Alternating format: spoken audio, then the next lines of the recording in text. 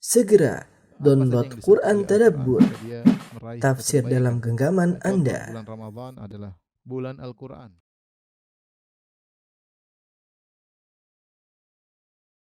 Bismillahirrahmanirrahim. Assalamualaikum warahmatullahi wabarakatuh. Alhamdulillahi ala ihsanih wa syukru lahu ala taufiqihi wa amtinani. Asyhadu an la ilaha illallah wahdahu la syarika lahu ta'ziman li sya'nih. Wa asyhadu anna Muhammadan abduhu wa rasuluhu da'ila ridwani. Allahumma salli alaihi wa ala alihi wa ashabihi wa ikhwani. Ikhwan akhwat, para jamaah Majelis Ta'lim dan Nur yang dirahmati oleh Allah Subhanahu wa taala. Kita melanjutkan pembahasan kita dari tafsir surat Yusuf dan kita sampai pada ayat yang ke-22 ya. Allah Subhanahu wa taala berfirman, "Walamma balagha asyuddahu atainahu hukman wa ilman wa kadzalika najzil muhsinin." Dan tatkala dia telah mencapai asyuddahu, ia telah mencapai cukup dewasa, atainahu hukman wa ilman, kami berikan kepadanya hukum dan ilmu. Wa kadzalika najzil muhsinin. Dan demikianlah kami berikan balasan kepada orang-orang yang berbuat baik ya. Yusuf alaihissalam, sebagaimana telah kita jelaskan pada pertemuan lalu, dibeli oleh Al-Aziz, seorang menteri di Mesir, kemudian dirawat di rumah tersebut, jadi pekerja di situ ya. Jadi pekerja di situ dan diperlakukan baik oleh sang menteri, dan sang menteri memiliki istri yang sangat cantik jelita. Allah tidak menyebutkan namanya wanita tersebut dan tidak ada dalam riwayat yang sahih yang menunjukkan nama wanita tersebut. Tetapi dalam Israiliyat ada beberapa versi namanya, di antaranya adalah Zulaikha. Sehingga orang-orang mengenalnya dengan Zulaikha. Tapi secara sanad tidak disebutkan nama wanita tersebut dalam riwayat yang sahihah ya. Intinya Yusuf pun tinggal di situ hingga akhirnya Yusuf mencapai dari kecil sampai mencapai masa dewasa. Di sini Allah mengatakan walamma balagha asyuddahu. Tatkala Yusuf sudah mencapai asyuddahu. Asyuddahu ini ada yang mengatakan jamak dari syad ya, yang menunjukkan kekuatan ya. Ada yang mengatakan dia tidak ada mufradnya dan tidak ada jamaknya ya, sehingga al-asyud ya maknanya adalah muntaha asyabab, yaitu puncak dari masa muda ya, puncak dari kekuatan ketika seorang di masa muda. Oleh karenanya para salaf mereka khilaf tentang berapa usia Nabi Yusuf alaihissalam yang tatkala Allah mengatakan walamma balagha asyuddahu. Ya, tatkala Yusuf sudah mencapai masa asyudnya ya. Itu masa puncak dari masa mudanya. Ada yang mengatakan yaitu beliau berusia 33 tahun ya, yaitu puncak-puncaknya masa muda. Ada yang mengatakan bahwasanya beliau berusia 18 tahun ya. Ada yang mengatakan 20 tahun ya. Dan ini semua tidak ada dalilnya ya. Ada yang mengatakan ini datang dari para salaf sebagaimana disebut oleh Ibnu Jarir dalam tafsirnya. Al-Asyud ada yang mengatakan 18, ada yang mengatakan 20, ada yang mengatakan 33. Allah alam bisawab mana yang lebih benar, akan tapi intinya Yusuf alaihissalam sudah mencapai masa yang kuat ya, yang kokoh ya. Maka kemudian Allah berikan kepada dia hukman wa ilman ya. Hukman banyak ditafsirkan oleh para ulama dengan kenabian ya. Hukman ditafsirkan oleh para ulama dengan kenabian ya. Sebelumnya Yusuf alaihissalam hanya diberi ilham ya, tapi belum diberikan kenabian. Kita tahu ketika Yusuf alaihissalam dilemparkan dalam sumur, Allah mengatakan kepada dia la tunabbi annahum bi amrihim hadza wa hum la yash'urun. Engkau Yusuf akan mengabarkan kepada mereka perbuatan mereka ini nanti di kemudian hari dan mereka dalam kondisi tidak sadar. Jadi sudah ada komunikasi antara Allah dengan Yusuf ya, berupa ilham, tetapi beliau baru diangkat menjadi seorang nabi ketika mencapai asyud. Al-asyud tadi sudah saya katakan khilaf, ada yang mengatakan 18, ada yang mengatakan 20, ada yang mengatakan 33 tahun. Yaitu intinya Yusuf sudah mencapai masa muda yang di puncak masa muda. Setelah itu Allah berfirman wa kadzalika najzil muhsinin, dan demikianlah kami memberi balasan kepada orang-orang yang berbuat ihsan ya, berbuat ihsan. Jadi Yusuf alaihissalam diberikan ilmu, diberikan kenabian. Di antara sebabnya karena beliau telah berbuat ihsan, ya. Yaitu beliau bersabar, ya. Diuji oleh Allah Subhanahu wa taala, dipisahkan dari orang tuanya. Yakub alaihissalam yang sangat dia cintai, kemudian dimusuhi oleh kakak-kakaknya, dilemparkan dalam sumur dengan dibuka bajunya, kemudian dijual sebagai budak oleh kakak-kakaknya, kemudian dibeli dari satu tangan ke tangan yang lainnya, hingga akhirnya tinggal di rumah menteri, ya, sebagai pembantu atau sebagai pekerja di rumah tersebut. Maka Allah Subhanahu wa taala memberikan dia pemberian yang sangat luar biasa, yaitu kenabian dan ilmu, dan Allah mengatakan wa kadzalika najzil muhsinin, demikianlah kami beri balasan kepada orang berbuat ihsan. Di sini para ulama mengatakan ihsan di sini muhsinin mencakup keumuman. Ini berlaku bagi Yusuf dan juga berlaku bagi selain Nabi Yusuf alaihissalam. Ya, orang yang berbuat ihsan akan diberi balasan di dunia sebelum di akhirat. Jadi ini dalil bahwasanya orang berbuat kebaikan dalam ibadahnya kepada Allah Subhanahu wa taala, dalam muamalahnya kepada sesama, ya. Karena ihsan maknanya berkaitan dengan dua hal. Ihsan seorang kepada Allah itu dia berbuat beribadah dengan baik kepada Allah Subhanahu wa taala, dan dia bermuamalah dengan baik kepada sama manusia, maka Allah akan beri balasan di dunia sebelum di akhirat. Allah beri balasan di dunia sebelum di akhirat. Makanya Allah mengatakan wa kadzalika najzil muhsinin. Demikianlah kami beri balasan kepada orang berbuat ihsan. Mencakup Nabi Yusuf alaihissalam yang merupakan sumber kisah yang sedang kita bahas. Demikian juga muhsinin yang lainnya. Ini sunnatullah berlaku kepada muhsinin yang lainnya. Di antaranya berlaku kepada Nabi sallallahu alaihi wasallam, dan sudah kita sampaikan surat ini adalah surat Makkiyah, sehingga Allah mengingatkan kepada Nabi, engkau harus bersabar sebagaimana sabarnya Nabi Yusuf alaihissalam dengan berbagai macam ujiannya, ya. Bahkan di antara ujiannya adalah dimusuhi oleh saudara-saudaranya sendiri, dan engkau wahai Muhammad sallallahu alaihi wasallam dimusuhi oleh orang Quraisy yang merupakan kerabatmu, merupakan sukumu, ya. Maka jika kau bersabar, Allah akan berikan balasan yang terbaik, ya. Demikian juga kaum orang-orang muhsin yang lainnya. Kemudian setelah itu Allah menceritakan tentang ujian yang besar yang dihadapi oleh Nabi Yusuf alaihissalam, yaitu ujian digoda oleh wanita yang sangat cantik jelita, yang konon namanya adalah Zulaikha. Allah Subhanahu wa taala berfirman, "Wa rawadathu allati huwa fi baitiha an nafsihi." Ya. Kata Allah Subhanahu wa taala, dan wanita tersebut, ya, merayunya, ya, di rumah wanita tersebut. Wa rawadathu allati huwa fi baitiha. Sang wanita yang Yusuf tinggal di rumahnya merayunya an nafsihi, ya, untuk menundukkan diri Yusuf, untuk diserahkan kepada sang wanita. Wa ghallaqatil abwab, dan dia menutup pintu-pintu. Wa qalat hayta lak, dan dia berkata, ya, marilah kemari, ya. Qala ma'adzallah, maka Nabi Yusuf berkata, ma'adzallah, aku berlindung kepada Allah Subhanahu wa taala. Innahu rabbi ahsana mathwaya, sungguhnya Rabbku telah berbuat baik kepadaku. Innahu la yuflihudz zalimun, sungguhnya tidak beruntung orang-orang yang berbuat kezaliman, ya. Perhatikan di sini saya mau tulis ayatnya.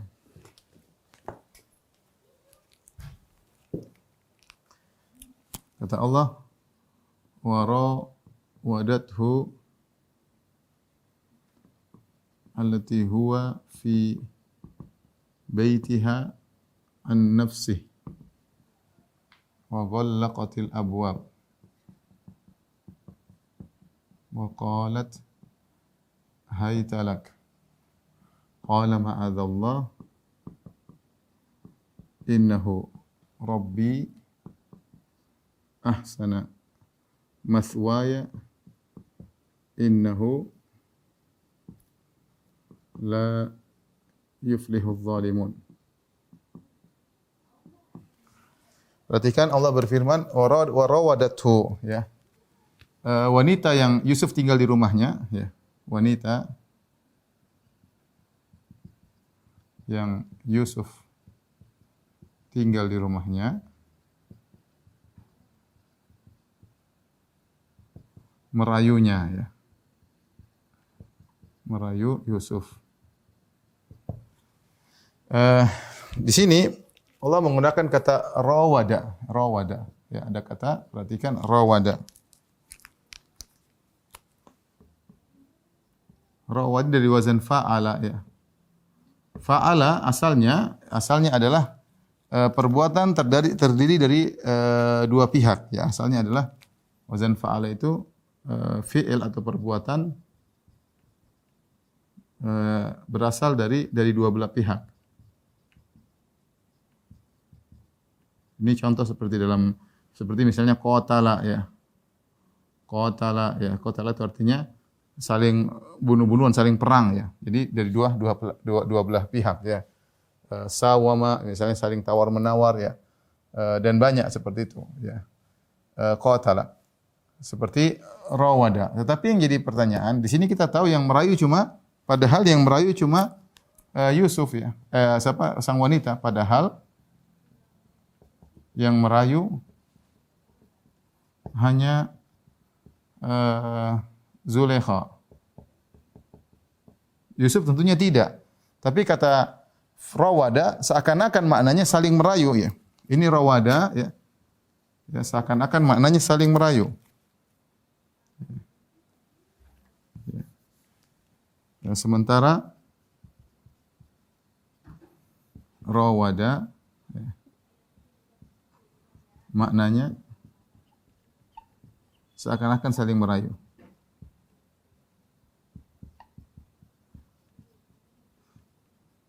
Padahal yang merayu cuma Zulekha. Para ulama mengatakan kenapa? Karena Yusuf saking tampannya ya. Hal ini karena Yusuf saking tampannya. Yusuf saking tampannya. Sehingga Yusuf diam saja seakan-akan dia merayu. Saking tampannya. Dia diam aja.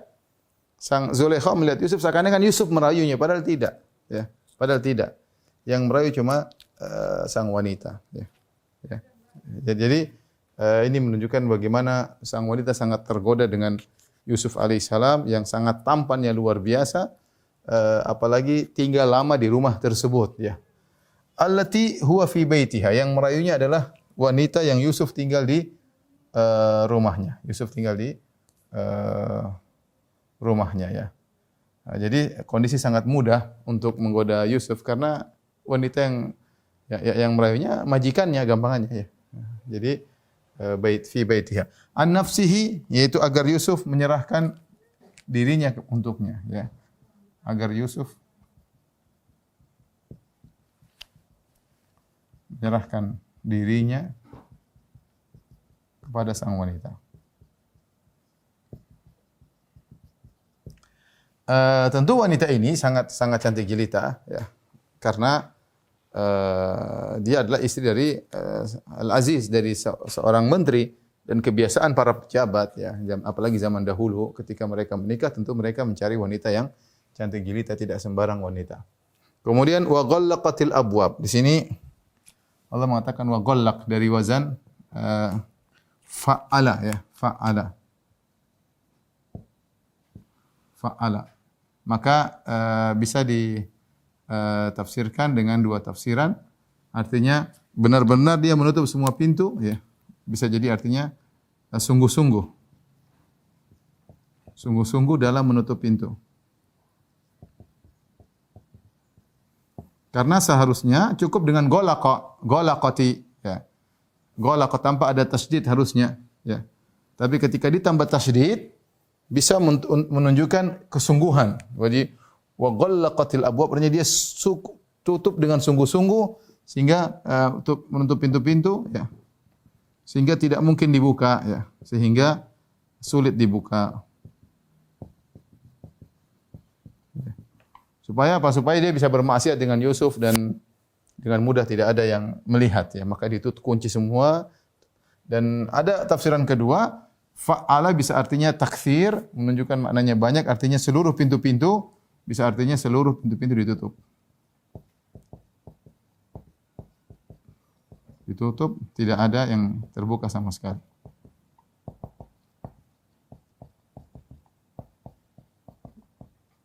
Ini sudah direncanakan oleh Zulekha, ya. Dia nutup seluruh pintu. Kemudian dia sudah menjebak Yusuf dalam kamarnya, ya. Dia mengatakan wa qalat haytalak. Ya, haytalak artinya kemarilah, ya. Kemarilah Yusuf. Kemarilah Yusuf. Dalam sebagian riwayat, ya. Dalam sebagian qiraah hi'tulak, ya.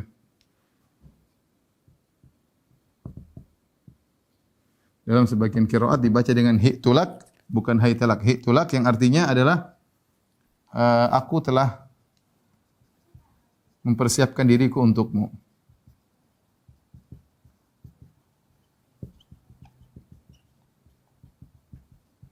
Itu tahayyatu laka.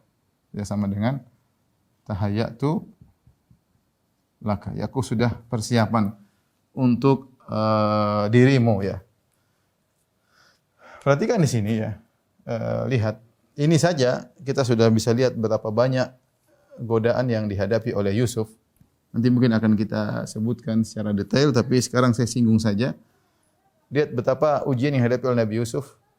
Disebutkan oleh Ibnu Qayyim rahimahullah dalam kitabnya Al-Jawabul Kafi atau Da'wad Dawa. Ada 12 ujian yang dihadapi oleh Nabi Yusuf alaihissalam. Di antaranya akan kita sebutkan. Disebut juga oleh Syekh Abdurrahman bin Nasir Sa'di dalam tafsirnya. Tafsir Sa'di tentang ujian yang dihadapi oleh Nabi Yusuf alaihissalam. Di antara ujian-ujian tersebut, ya. Ujian-ujian yang dihadapi Yusuf, ya. Apa saja?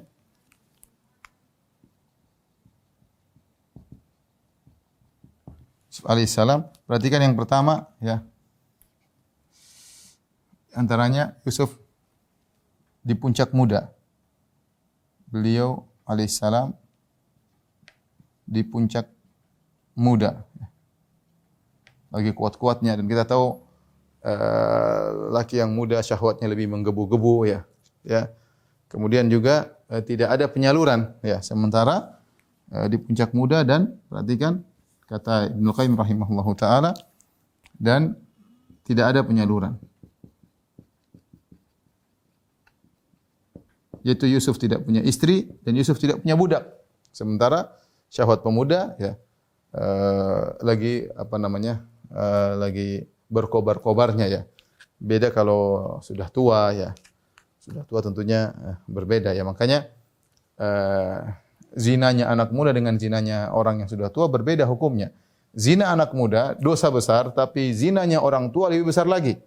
Makanya Rasulullah SAW ketika menyebutkan tentang salah satu 3 golongan, la yukallimuhullah wa la yanzuru ilaihim yaumal qiyamah wa la yuzakkim wa lahum adzabun azim. 3 golongan yang Allah tidak akan ngomong dengan mereka dan Allah tidak akan melihat mereka dengan pandangan rahmat, dan Allah Subhanahu wa taala tidak mensucikan mereka, dan bagi mereka azab yang pedih. Di antaranya kata Nabi SAW, usyaimitun zanin, orang tua yang berzina. Karena orang tua yang berzina harusnya syahwatnya sudah melemah, ya, tapi dia masih berzina berarti parah, ya. Nah, tapi kalau pemuda berzina, biasanya orang berzina biasanya anak muda yang masih kuat syahwatnya, ya. Maka Yusuf ujian pertama dia berada di puncak muda. Yang kedua beliau asing di Mesir. Beliau sebagaimana sudah kita jelaskan adalah berasal dari Palestina. Dan kita tahu kalau orang sudah di pengasingan di tempat yang jauh, dia melakukan maksiat, dia tidak peduli. Beda kalau dia di kampungnya, dia tidak berani bermaksiat, dia takut enggak enak sama keluarganya, malu sama kerabat-kerabatnya. Lain halnya kalau dia sudah di luar kampung.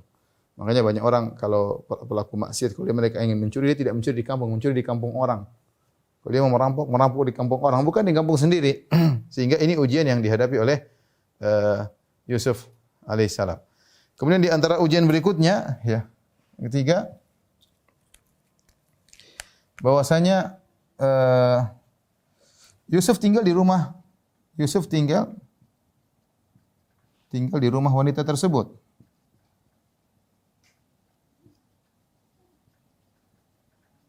Yusuf tinggal di rumah wanita tersebut. Dan kita tahu Yusuf bekerja di situ, ya. Dan seorang tidak akan curiga ketika melihat Yusuf berdua-duaan dengan wanita tersebut. Karena dia memang tinggal di situ dan pekerja di situ kerja. Ya, kerja diamanahi oleh sang menteri yang pemilik rumah untuk mengurusi rumah. Jadi dia sehari-hari memang bersama Zulekha. Sering berdua-duaan, mungkin kalau ketemu ya namanya. Sehingga kalau terjadi apa-apa orang tidak curiga. Orang tidak curiga. Artinya kondisi sangat memungkinkan untuk memudahkan bermaksiat. Ya. Misalnya kita katakan zaman sekarang seorang wanita dengan supirnya biasa, supir dengan pekerjaannya biasa ya. Karena sering bareng ya. Karena tahu ini pekerjaannya ya. Sehingga ketika Yusuf melakukan sesuatu tidak dicurigai sama sekali. Ini juga membantu kondisi untuk mudah bermaksiat. Kemudian di antaranya yang keempat, sang wanita menutup seluruh pintu.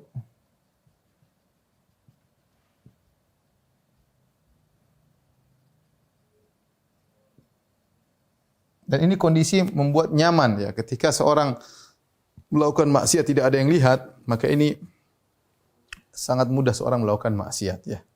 Ya, seorang sangat mudah melakukan maksiat. Beda kalau di depan orang malu ya. Di depan orang kalau ada yang lihat malu. Jangankan orang banyak anak kecil aja kalau di depan seorang dia maksiat ada anak kecil dia enggak enak. Tapi ketika dia yakin tidak ada orang yang lihat, dia kunci kamarnya, tutup segera tirainya dia tutup, selesai. Dia bebas melakukan apa saja. Karena dia tahu tidak ada yang perlu dia malukan. Maka Zulekha sudah mempersiapkan perencanaan, dia kunci semuanya. Wa ghallaqatil abwab. Semua pintu yang bisa mengarah ke kamar dia dengan Yusuf, semua sudah dikunci oleh Zulekha. Kemudian warawadathu. Yang kelima, Zulekha sang wanita yang merayu.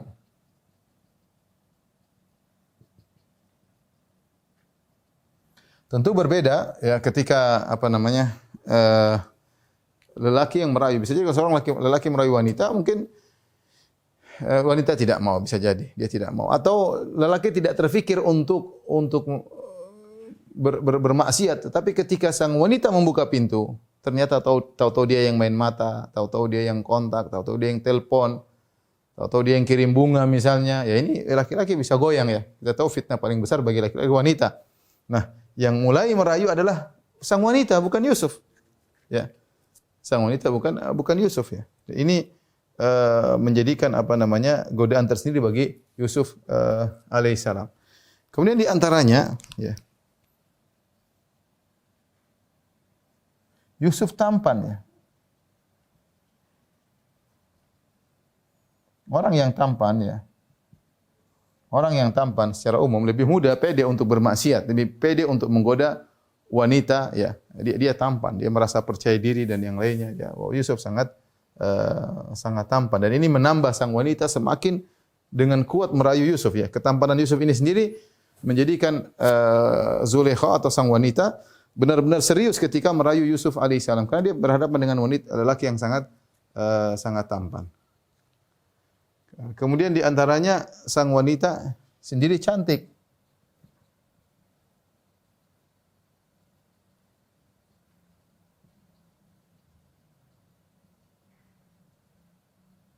Ya, wanita sangat cantik ya. Karena seperti saya katakan, kebiasaan para pejabat dahulu mereka tidak mungkin menikah kecuali dengan wanita pilihan. Al-Aziz sang menteri tidak mungkin memiliki wanita istri yang biasa-biasa saja. Ya, dia memiliki wanita yang sangat cantik. Jadi yang merayu Yusuf ini bukan wanita sembarang tapi wanita yang cantik jelita. Kemudian di antaranya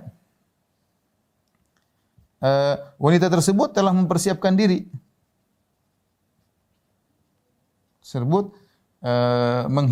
Mempercantik diri.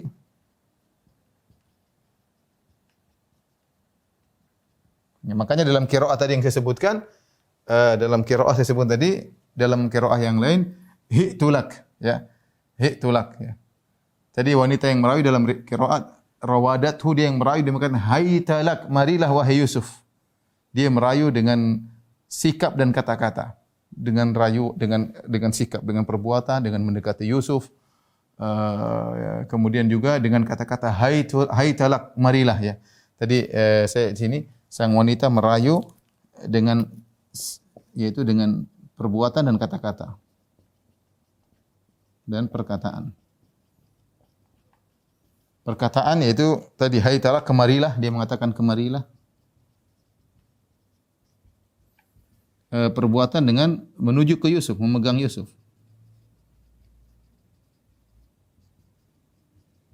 Jadi dia berusaha karena dia melihat ketampanan Nabi Yusuf alaihissalam.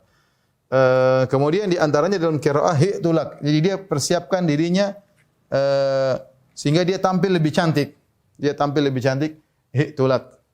Jadi kecantikan dipoles lagi. Asalnya dia enggak pakai, misalnya dia enggak pakai make up pun dia sudah cantik. Asalnya dia pakai baju biasa saja sudah cantik, apalagi dia menghias dirinya sehingga kecantikan di atas kecantikan. Ini ujian berat bagi Yusuf alaihissalam. Kemudian yang berikutnya yang 9 sang wanita ya apa namanya orang kaya ya. Orang kaya punya kedudukan ya. Makanya dikatakan allati huwa fi baitiha. Yusuf tinggal di rumahnya dan dia sudah kenal lama dengan wanita tersebut. Ini kira-kira ya ikhwan yang masih berkaitan dengan ada ujian-ujian lain disebut di Ibnu Qayyim, nanti akan kita sebutkan pada saatnya, tapi ini kira-kira yang sedang hadir di benak saya ya tentang berapa banyak ujian yang dihadapi oleh Nabi Yusuf alaihissalam yang kalau kita dihadapkan dengan ujian kita tidak bakalan mampu ya. Dan Nabi Yusuf diuji pada ujian terberat bagi lelaki ya. Lebih berat daripada ujian harta, lebih berat daripada ujian kedudukan ya, dari popularitas, ujian wanita. Kata Nabi sallallahu alaihi wasallam, "Ma taraktu ba'di fitnatan adhara 'ala rijal minan nisa." Aku tidak pernah meninggalkan fitnah paling besar bagi laki seperti fitnah wanita ya. Dia lihat kumpulan ujian berkumpul pada Yusuf alaihissalam, apalagi yang tersebutlah cantik sekaligus kaya raya. Makanya Nabi sallallahu alaihi wasallam Allah menyebutkan kisah ini, Nabi Yusuf alaihissalam. Nabi juga menyebutkan dalam 2 kisah tentang di antara hal yang membuat seorang mendapatkan pahala besar adalah tatkala dia berhasil lolos dari ujian wanita yang cantik dan kaya raya. Seperti ketika Nabi SAW menyebutkan tentang 7 golongan yang Allah naungi pada hari kiamat kelak, di antaranya yang kelima, kata Nabi SAW, rajulun da'atum ra'atun dzatu mansibin wa jamalin faqala inni akhafullah. Seorang lelaki yang dilihat oleh seorang wanita cantik dan kaya raya, dan dia berkata, aku takut kepada Allah. Karena masing-masing merupakan ujian. Betapa banyak lelaki suka dengan wanita meskipun tidak cantik, yang penting kaya, dia senang. Senang punya simpanan wanita kaya, bisa hura-hura dengan wanita kaya tersebut. Demikian juga betapa banyak lelaki suka dengan wanita cantik meskipun super miskin, yang penting cantik. Apalagi dua-dua hal tersebut tergabung, cantik dan kaya raya. Ya, maka lihat betapa banyak lelaki yang gugur ketika digoda dengan wanita kaya. Dan betapa banyak lelaki yang gugur digoda dengan wanita cantik. Bahkan bukan dengan wanita cantik, wanita yang setengah cantik saja ya udah pada gugur. Bahkan kita dapati betapa banyak kita dengar kasus bagaimana seorang majikan berzina dengan pembantunya, berzina dengan atau seorang laki-laki berzina dengan bosnya, bos perempuannya. Dan itu sangat sangat banyak terjadi. Waliyadzubillah ya. Bagaimana lagi jika tergabung keduanya antara kecantikan dan kekayaan, dan ini yang dihadapi oleh Nabi Yusuf alaihissalam. Jadi Nabi sebutkan ada seorang pemuda yang diuji dengan hal tersebut, dia mengatakan ini akhafullah, aku takut kepada Allah Subhanahu wa taala. Akhirnya orang ini dinaungi oleh Allah pada hari kiamat di padang mahsyar. Tatkala orang semua sedang kepanasan.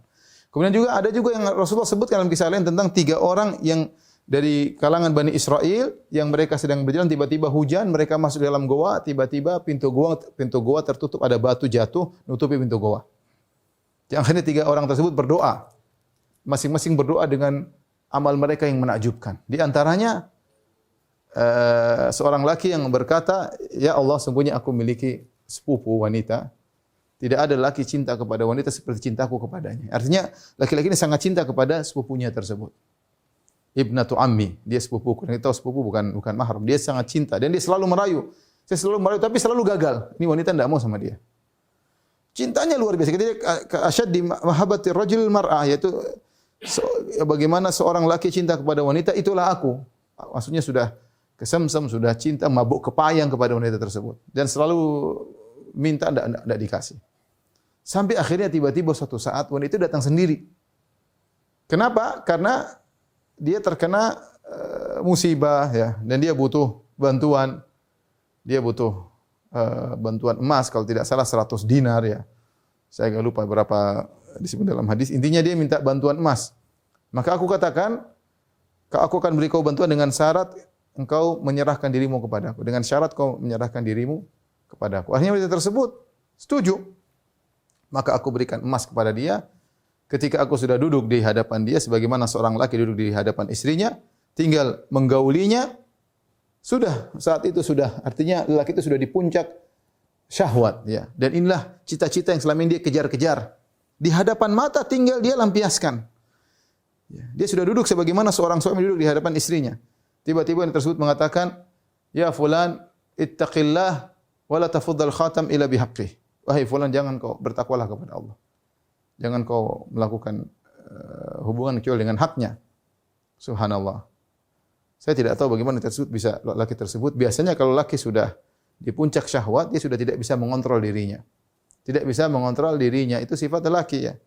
Makanya dikatakan kalau jika syahwat sudah berkobar, 2/3 akal seseorang sudah hilang. Bahkan bisa jadi hilang semua akalnya. Betapa banyak orang ketika syahwatnya sudah berkobar, di depan dia wanita cantik, sudah singgah dia melakukan zina, dia tidak pikir lagi istrinya, tidak pikir anaknya, mungkin anaknya sakit tidak dia pedulikan. Pokoknya akalnya udah hilang, yang penting dia bisa melampiaskan syahwatnya ya. Tapi laki-laki ini menakjubkan. Sudah tinggal dia berhubungan, tiba-tiba wanita tersebut mengatakan ittaqillah, bertakwalah kepada Allah. Maka dia pun takut kepada Allah, dia tinggalkan wanita tersebut dan emas itu dia serahkan kepada wanita tersebut dan dia pergi. Dan dia mengatakan, Allah, kalau aku melakukan itu karena Engkau ya Allah, bukalah pintu goa. Maka pintu goa pun terbuka. Jadi Nabi cerita tentang Nabi Yusuf dalam Al-Qur'an. Kemudian tadi lelaki yang dinaungi oleh Allah pada hari kiamat kelak, dan kisah tadi dari seorang Bani Israel yang pernah lulus dari ujian yang sangat berat ini. Karena ini ujian berkaitan dengan fitnah paling besar bagi wanita ya. Mungkin kalau saya tambahkan yang ke-10 ya, maka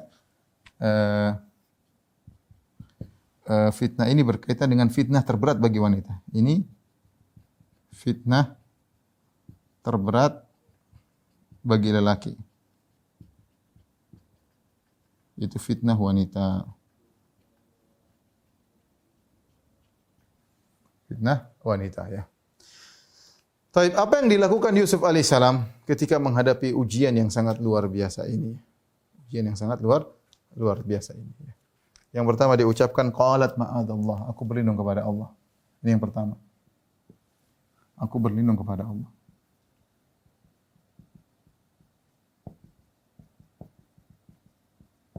Dan Allah Subhanahu wa taala menyebutkan kisah lelaki diuji oleh wanita yang cantik, dan Allah juga sebutkan kisah wanita diuji oleh lelaki yang tampan. Kisah siapa? Maryam. Dalam surat Maryam. Surat Maryam ketika fa arsalna ilaiha ruhana fatamatsala laha basharan sawiyya. Kata Allah, kami utus kepada Maryam Jibril alaihissalam, fatamatsala laha basharan sawiyya. Maka berubahlah Jibril menjadi seorang laki yang sangat tampan sempurna. Sama Maryam juga di masa muda. Lagi muda-mudanya, lagi syahwat mungkin bergelora. Kemudian masuk itu tidak ada orang antara Maryam dengan Jibril doang. Dan Jibril bukan sebagai malaikat, waktu itu datang, dia bukan dalam bentuk malaikat tapi dalam bentuk manusia. Maryam tahu ini laki menggoda dia. Dia menduga lelaki ini menggoda dia. Ya. Maka apa yang dikatakan Maryam sama seperti dikatakan Yusuf, qalat inni a'udzu birrahmani minka in kunta taqiyya. Aku berlindung kepada Allah dari gangguanmu jika kau bertakwa. Maryam sama, dia berlindung kepada Allah dan dia mengingatkan kepada lelaki tersebut, hanya kau bertakwa. Jadi dia a'udzubillahi minasyaitonir rajim, ittaqillah. Dia menasihati dirinya sendiri, meminta perlindungan dari Allah Subhanahu wa taala, dan dia menasihati lelaki tersebut. Ternyata itu Jibril alaihissalam. Tapi maksud saya Maryam benar-benar selamat ya, dan dia benar-benar bertakwa kepada Allah. Itu contoh, bukan hanya lelaki yang digoda, tapi bisa jadi kebalikannya, wanita digoda lelaki yang tampan dan kaya raya. Makanya tentang hadis tentang 7 golongan yang dinaungi oleh Allah Subhanahu wa taala pada hari kiamat bukan hanya berlaku pada laki-laki, berlaku juga pada wanita. Wanita yang digoda lelaki yang tampan dan kaya raya mengajak berzina, kemudian sang wanita berkata, ittaqillah, bertakwalah kepada Allah. Inni akhafullah, aku takut kepada Allah Subhanahu wa taala. Yang pertama dilakukan oleh Nabi Yusuf, dia mengatakan, aku berlindung kepada Allah. Kemudian innahu rabbi ahsana mathwaya. Yang kedua, dia mengatakan ya, sungguhnya Tuanku ya, telah berbuat baik kepadaku.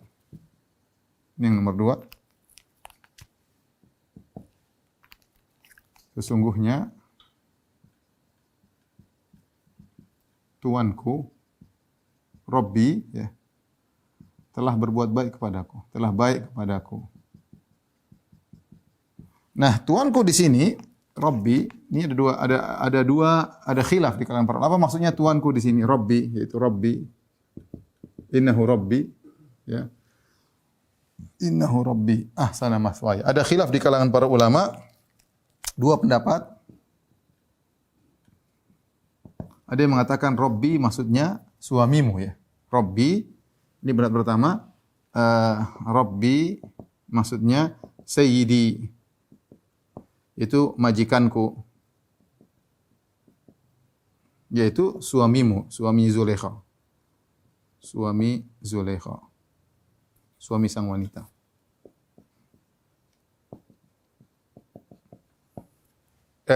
Yaitu Yusuf mengatakan, bagaimana aku mau bermaksiat kepada Allah sementara Tuanku sangat baik kepadaku, majikanku, dan majikanku yang bayangkan Allah sebutkan sebelumnya majikan yang berkata kepada istrinya akrimi mathwah pada ayat sebelumnya ya. Muliakanlah ini anak, asa ayyam fa'ana aw natakhidahu walada. Mudah-mudahan si anak kalau besar ini bermanfaat bagi kita. Karena Yusuf ketika dijual masih kecil. Ada yang mengatakan 8 tahun, masih kecil. Dia berkata kepada istrinya, muliakan nih Yusuf. Mungkin bermanfaat bagi kita di kemudian hari atau akan menjadi anak angkat kita. Jadi Yusuf mengatakan, gimana saya mau membalas kebaikannya dengan bermaksiat berzina dengan istrinya? Bagaimana saya berzina dengan istri majikan? Oleh karenanya di antara zina yang paling parah, perhatikan, zina yang paling parah, zina terparah adalah zina dengan istri tetangga. Istri tetangga. Zina dengan istri tetangga. Makanya ketika Rasulullah SAW menyebut tentang 3 dosa besar, di antara Rasulullah SAW mengatakan berbuat syirik kepada Allah, antaj'alillahi niddan wa huwa khalaqak, engkau menjadikan tandingan bagi Allah padahal yang ciptakan engkau adalah Allah sendirian. Yang kedua, antaktula waladak, engkau membunuh anakmu khasyat an ya'kula ma'ak, karena kau khawatir dia ikut makan bersamamu. Yang ketiga, antuzaniya halilata jarik, engkau berzina dengan istri tetanggamu. Kenapa dosanya menjadi besar? Ya, kalau mencuri, bahkan kata Nabi SAW, mencuri dari 10 rumah orang lebih parah daripada mencuri dari rumah tetangga. Kenapa tetangga harusnya dijaga? Harusnya kita berbuat kepada tetangga. Malah mencuri dari tetangga itu parah. Sama, Yusuf harusnya berbuat baik kepada majikan. Majikannya bukan majikan yang galak. Majikannya bukan majikan yang jahat, yang kemudian menyiksa Yusuf. Bahkan majikannya menyuruh untuk berbuat kepada Yusuf. Maka itu di antara sebab kenapa Zulaikha sangat dekat dengan Yusuf. Karena majikannya yang suruh berbuat baik sama Yusuf. Maka Yusuf mengatakan, bagaimana saya mau melakukan maksiat ya. Ya, sementara majikanku sangat baik kepadaku. Ini sebab yang kedua ya tadi. Jadi sebab pertama karena takut kepada Allah, sebab yang kedua karena tidak mau mengganggu hak orang lain.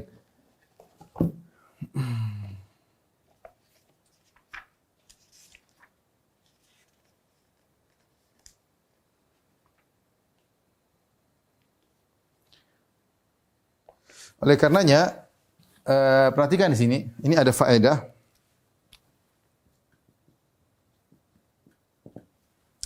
Hukum asal, seorang meninggalkan kemaksiatan harus karena Allah. Hukum asal,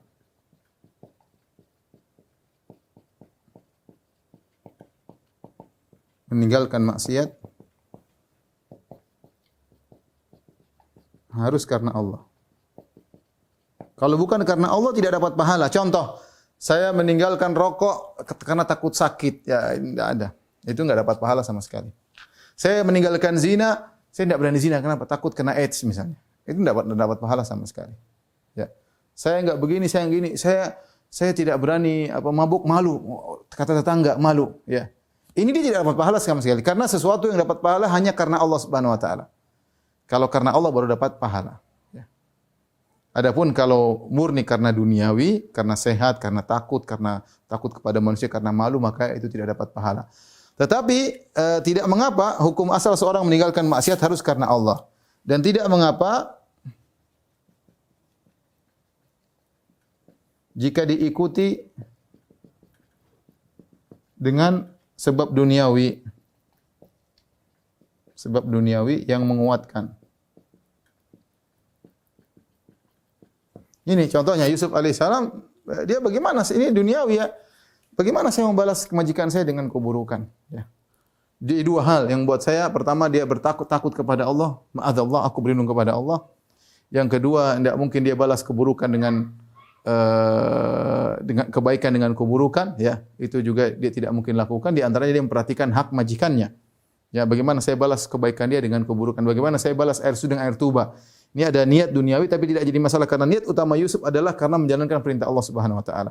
Dan itu sama seperti sabda Nabi sallallahu alaihi wasallam, "Faman ittaqa syubhati," kata Nabi sallallahu alaihi wasallam, "Faman ittaqa syubhati faqad istabra'a li dini wa irdihi." Ya, kata Nabi, siapa yang meninggalkan syubhat, maka dia telah mensucikan agamanya dan harga dirinya. Di sini kata Nabi ada harga diri. Harga diri menunjukkan seorang juga boleh meninggalkan maksiat dalam rangka menjaga harga dirinya. Apa kata orang? Tapi ingat, sumber utama harus karena Allah. Kalau dia hanya cuma karena kata orang, dia enggak dapat apa-apa, enggak dapat pahala. Ini perhatikan, kita kalau meninggalkan maksiat harus karena Allah.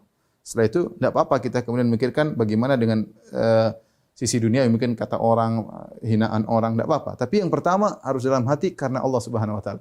Ini pendapat pertama, yang dimaksud dengan Rabbi adalah Sayyidin. Ini pendapat dikuatkan oleh mayoritas ulama. Mayoritas ulama berpendapat Rabbi di sini maksudnya adalah tuanku, bukan Allah Subhanahu wa taala. Pendapat kedua, Rabbi maksudnya Allah. Tuhanku, ya. Seakan-akan Yusuf berkata, bagaimana aku maksiat kepada Allah, ya. Bagaimana aku maksiat kepada Allah sementara Allah sangat baik kepadaku.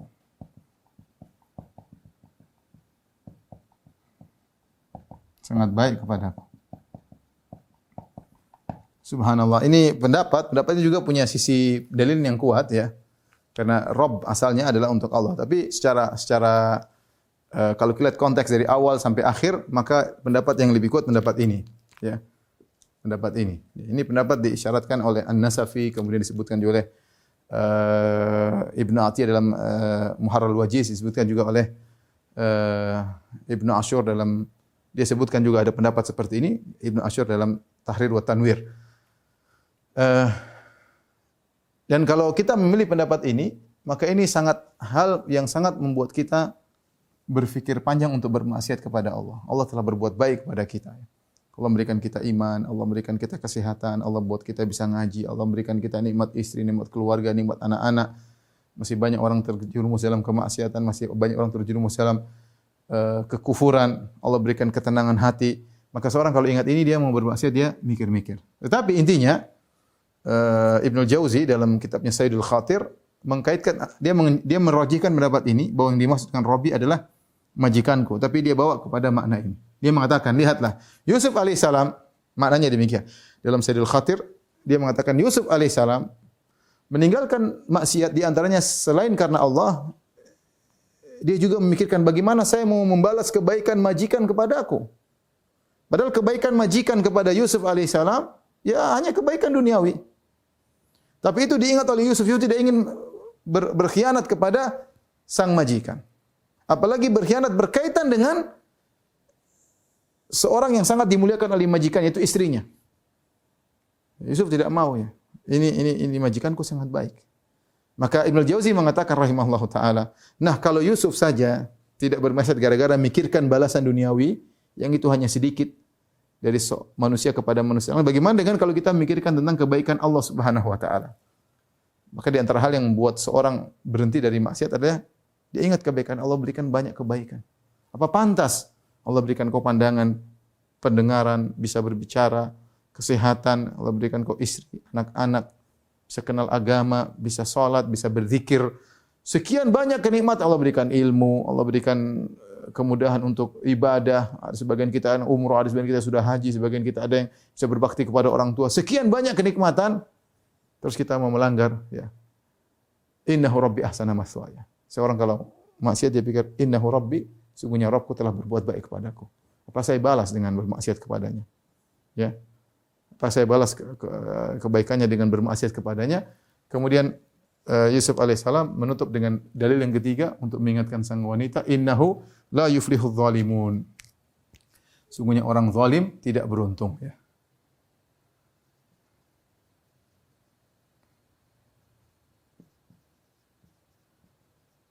Tidak beruntung. Beruntung. Falah, ya. Falah seperti sudah pernah kita jelaskan, al-falah ila yuflih, maksudnya tidak akan meraih apa yang dia harapkan.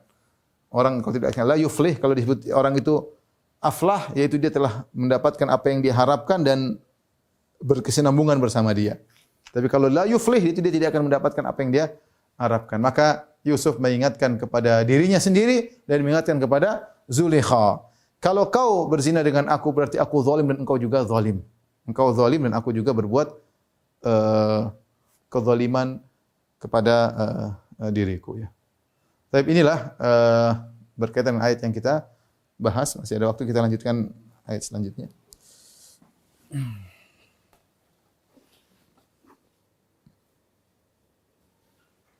Baik, ikhwan dan akhwat yang dirahmati Allah Subhanahu wa taala. Kita lanjutkan sedikit satu ayat lagi.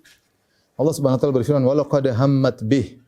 Sungguh sang wanita itu Zulaikha, ya, konon namanya Zulaikha, ya. Sangat ingin kepada Yusuf, ya. Telah bermaksud, yaitu benar-benar hammat bih, yaitu benar-benar tergerak ingin berzina dengan Yusuf. Makanya dia sudah berusaha dengan ucapan, dia sudah berusaha dengan perbuatan, ya. Wa hamma biha. Dan Yusuf pun sudah tergerak, sudah ham. Laula an ra'a burhana rabbih, kalau bukan Yusuf melihat tanda-tanda dari Rabb-nya. Kadzalika linasrifa anhu su'a wal fahsya. Demikianlah kami malingkan dari Yusuf perbuatan buruk dan perbuatan keji. Innahu min ibadinal mukhlasin. Sungguhnya dia termasuk hamba-hambaku yang diselamatkan. Tapi ini satu ayat ini insyaallah kita dengan singkat kita jelaskan. Allah Subhanahu wa taala berfirman, wa laqad hammat bih wa hamma biha laula an ra'a burhana rabbih kadzalika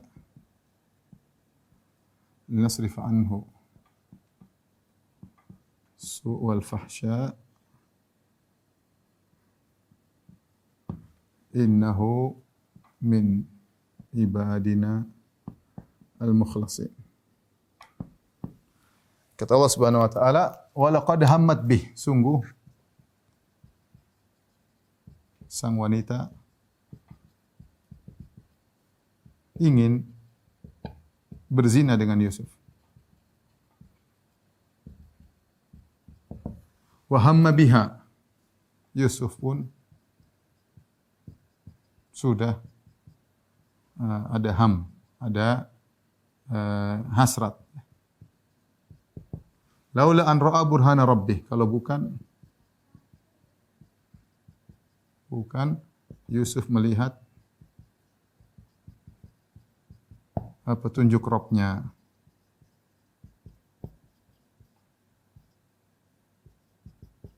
Baik. Tidak ada yang khilaf bahwasanya benar-benar Zulaikha sudah keinginan sama Yusuf, makanya dia merayu dengan perkataan dan perbuatan, sehingga merayu dengan perkataan dan perbuatan. Dengan persiapan, ya sudah kita sebutkan tadi, segala persiapan dilakukan yang merias diri, kemudian menutup pintu segalanya, semuanya sudah menunjukkan dia memang ingin berzina dengan Yusuf alaihissalam. Wa hamma biha, Yusuf pun sudah ada hasrat. Di sini ada khilaf di kalangan para ulama. Apa maksudnya Yusuf sudah ada hasrat? Ya. Apa maksudnya Yusuf sudah ada hasrat? Maka kita saya mungkin bisa ringkas kepada 3 pendapat khilaf. Yang pertama mengatakan hamma bidarbiha. Hamma bidarbiha. Yaitu ingin memukuli sang wanita. Ini pendapat ini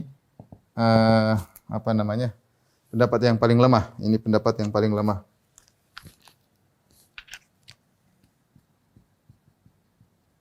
Pendapat paling lemah.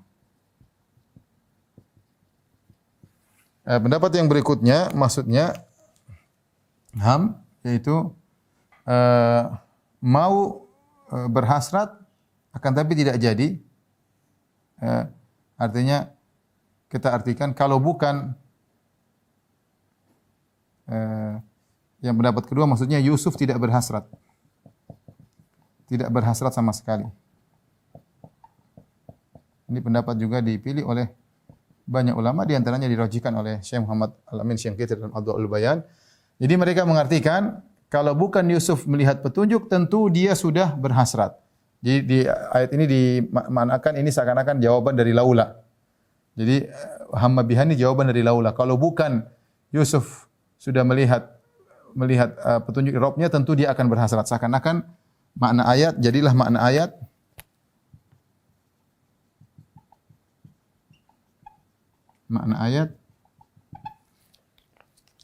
kalau bukan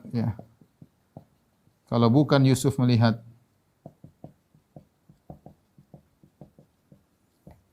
petunjuk Rabbnya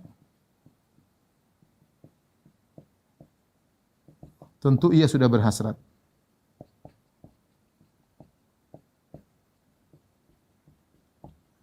Tentu ia sudah berhasrat. Jadi intinya Yusuf tidak berhasrat. Ini pendapat ya. Pendapat yang ketiga, ini pendapat juga dipilih oleh banyak ulama, ya. Yusuf berhasrat, tetapi hanya lintasan hasrat. Karena hasrat ada 2, ham itu ada 2. Ham al-israr kata Ibnu Taimiyah rahimahullah taala, al-ham ada yang namanya ham al-israr. Ada namanya ham al-khawatir. Ham al-israr itu benar-benar kepingin al-israr ini Yusuf yang ini hanya sekedar lintasan. Kalau ini kepingin benar-benar keinginan yang benar-benar seakan-akan menjadi azimah ya. Tekad ya. Yusuf yang ini hanya sekedar lintasan. Ini pendapat, wallahu alam saya lebih condong pada pendapat ini. Dan ini pendapat Ibnu Jarir At-Tabari ketika menyebut pendapat ini beliau bantah. Beliau mengatakan, adapun mengatakan Yusuf tidak berhasrat, maka ini kurang pas karena orang Arab ketika menyebutkan jawab laula selalu di depan. Setelah menyebutkan syarat baru kemudian harusnya kalau memang Yusuf tidak berhasrat harusnya Allah berfirman, laula an ra'a burhana rabbih la hamma biha. Seandainya bukan Yusuf melihat petunjuk Rabbnya tentu dia akan berhasrat. Tetapi disebutkan Yusuf sudah berhasrat terlebih dahulu. Ya, wa hamma biha. Ya. Adapun laula an ra'a burhana rabbi, adapun ini berkaitan dengan jawaban yang tersembunyi. Kalau bukan Yusuf melihat petunjuk Rabbnya tentu beliau sudah berzina. Tentu beliau sudah berhasrat. Jadi jawabannya di sini lazana biha ya, atau la waqa'a biha ya. Mahdzuf, terhapus. Ya, ini jawab daripada laula. Ini penjelasan dari Ibnu Jarir At-Tabari. Jadi yang benar bahwasanya Yusuf sudah terlintas dan inilah ujian Yusuf alaihissalam. Sebagaimana lelaki biasa tertarik sama seorang wanita. Lelaki tertarik seorang wanita. Sebagaimana seorang yang lapar melihat makanan maka dia tertarik. Ya. Sebagaimana lelaki melihat wanita cantik maka dia tertarik, itu manusiawi. Tetapi iman yang membuat dia akhirnya meninggalkan itu semua. Di sinilah pujiannya Nabi Yusuf alaihissalam. Ya. Sebagaimana sekarang kita puasa lihat makanan enak, kita tertarik enggak? Tertarik, tapi kita enggak punya tekad untuk makan, enggak. Ada tertarik ada, karena manusiawi. Kita puasa lihat makanan, kita tertarik enak, tertarik. Tapi kita tidak tekad untuk makan, enggak. Kenapa? Karena ada iman yang buat kita tidak makan. Sama Yusuf alaihissalam melihat wanita tersebut tertarik, dia manusiawi. Dia seorang nabi dan seorang manusia, bukan malaikat. Lihat wanita dia tertarik, cantik, jelita sendiri, tapi kemudian imannya membuat dia membuat dia meninggalkan. Dia sudah dijebak dalam jebakan yang luar biasa. Makanya Allah mengatakan laula an ra'a burhana rabbih, kalau bukan melihat petunjuk Rabbnya tentu dia akan terjerumus. Ini pendapat yang lebih kuat, Allah alam bisawab. Ini pendapat dipilih Ibnu Taimiyah, Ibnu Qayyim dan banyak para ulama milih pendapat tersebut berdasarkan bahasa dan juga dalil-dalil yang ada ya. Terus khilaf di kalangan para ulama, apa yang dimaksud dengan burhana rabbih? Petunjuk Rabbnya ini maksudnya apa? Yusuf melihat petunjuk Rabbnya. Ada yang mengatakan tiba-tiba ada peringatan dari Allah Subhanahu wa taala agar segera tertepis hasrat tersebut. Ada yang mengatakan Yusuf alaihissalam melihat tiba-tiba ada bayangan bapaknya Yakub alaihissalam sehingga dia meninggalkan itu semua ya. Namun wallahu alam pendapat yang lebih kuat disarankan oleh Ibnu Taimiyah bahwasanya maksudnya imannya. Imannya yang ada dalam hatinya membuat dia akhirnya meninggalkan itu semua. Iman yang ada di hatinya yang kuat membuat dia meninggalkan itu semua. Adapun pendapat dari Israiliyat yang mengatakan Yusuf sudah buka celananya ingin menggauli Zulaikha, tiba-tiba dia lihat ini kayaknya tidak pantas bagi Yusuf alaihissalam. Artinya Yusuf sudah berusaha. Artinya sudah dekati, sudah mau sama Zulaikha, sudah buka celana segala, sudah melorotkan celananya. Ini ada disebut oleh dalam buku tafsir, ini tidak tepat, ini tidak benar. Yang benar Yusuf tidak sama sekali melakukan ini, tidak melakukan dosa sama sekali. Karena kalau Yusuf berdosa, dia pasti Allah sebutkan kemudian dia minta ampun. Sebagaimana Allah menyebutkan nabi-nabi lain yang pernah berdosa kemudian minta ampun. Ya. Ketika Nabi Musa alaihissalam membunuh seorang yang mengatakan aku minta ampun ya Allah, faghfaralah, Allah ampuni. Ketika Nabi Nuh alaihissalam salah minta kepada Allah Subhanahu wa taala, maka Rabbi ini a'udzubika fa illam taghfirli wa tarhamni, ampunilah aku. Nabi Adam ketika melakukan kesalahan berdoa minta ampun. Dan dalam ayat ini jelas Yusuf tidak melakukan kesalahan sama sekali. Seandainya dia sempat buka celana dan sudah berusaha, berarti dia sudah berdosa. Hanya saja Allah tegur. Yang zahirnya dia tidak melakukan apa-apa, justru dia kabur. Dia belum melakukan apa-apa, cuma ada lintasan hasrat. Tapi tadi imannya menolak itu semua. Makanya Allah berfirman setelah itu, kadzalika linasrifa anhu su'a wal fahsya. Demikianlah kami palingkan darinya as-su'. Su' ini keburukan. Al-fahsya kekejian. Kejian di sini para ulama mengatakan maksudnya zina, ya, perbuatan zina, keji. Keburukan apa maksudnya? Para ulama mengatakan al-ishq, yaitu kerinduan atau al-mahabbah, yaitu cinta dan rindu kepada Zulaikha, kepada sang wanita. Ya, istri orang. Ya, karena Zulaikha cantik. Kalau seandainya Yusuf tidak ditolong oleh Allah, dia bisa jadi jatuh cinta kepada Zulaikha. Ini bagaimana? Ini laki-laki lihat perempuan cantik, meskipun istri majikan akan tertarik. Tapi Allah palingkan semua dari Yusuf alaihissalam. Ya. Kenapa innahu min ibadinal mukhlasin? Sini Allah sebutkan sebabnya. Sebabnya Allah tolong. Sebab Allah tolong. Kata Allah innahu min ibadinal mukhlasin. Di sini ada dua qiraat, ada qiraat al-mukhlasin. Di sini mukhlas pakai fathah. Mukhlasin. Ada qiraat yang lain mukhlisin. Mukhlisin dengan kasrah. Mukhlasin artinya yang diselamatkan, yang dispesialkan oleh Allah.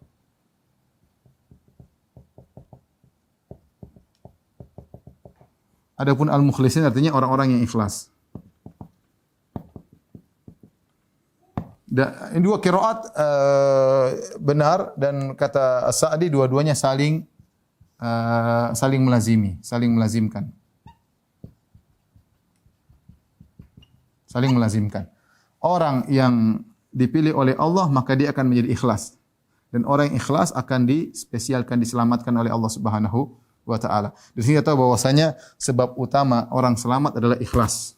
Sebab seorang selamat dari kemaksiatan adalah ikhlas. Selamat dari fitnah adalah ikhlas. Ya. Jika seorang ikhlas dan dia dalam hatinya benar-benar ada kelezatan ikhlas kepada Allah, ubudiyah, maka dia akan bisa melawan kelezatan kerinduan kepada bentuk-bentuk yang indah. Ya, seperti itu. Tapi ketika hatinya kosong, dia mudah untuk dikuasai iblis, dia bisa dikuasai, ditawan oleh syahwatnya. Sehingga dia melakukan zina atau melihat hal yang haram dan yang lainnya. Maka kadar keikhlasan membantu seorang untuk meninggalkan kemaksiatan, terutama kerinduan terhadap bentuk-bentuk gambar-gambar, film-film yang tidak benar. Di antaranya adalah keikhlasan. Seorang berusaha memperbaiki keikhlasan agar diselamatkan oleh Allah Subhanahu wa taala, ya. Demikian saja kajian kita. Insyaallah kita lanjutkan di kesempatan yang lain. Wabillahi taufiq wal hidayah. Assalamualaikum warahmatullahi wabarakatuh.